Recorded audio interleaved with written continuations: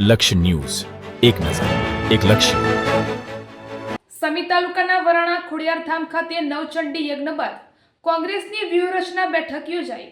સમી તાલુકાના વરાણા ખોડિયારધામ ખાતે નવચંડી યજ્ઞ બાદ કોંગ્રેસની વ્યૂહરચના બેઠક યોજાઈ.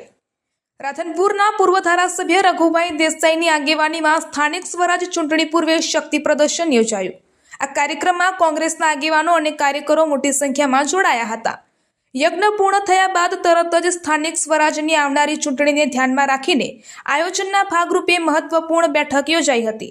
આ બેઠકમાં તાલુકા અને શહેર સ્તરે સંગઠન મજબૂત બનાવવું, બૂથ લેવલ સુધી સક્રિય ટીમ ગોઠવવી અને વધુમાં વધુ બેઠકો જીતવા માટેની રણનીતિ પર ચર્ચા થઈ. આ કાર્યક્રમ અંતર્ગત નવનિયુક્ત તાલુકા અને શહેર પ્રમુખોનું સન્માન કરાયું.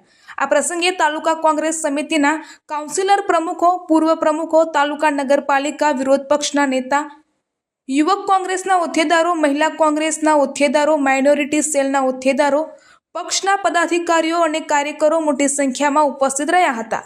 આ કાર્યક્રમને ચૂંટણી પૂર્વે કોંગ્રેસના શક્તિ પ્રદર્શન તરીકે જોવામાં આવી રહ્યો છે.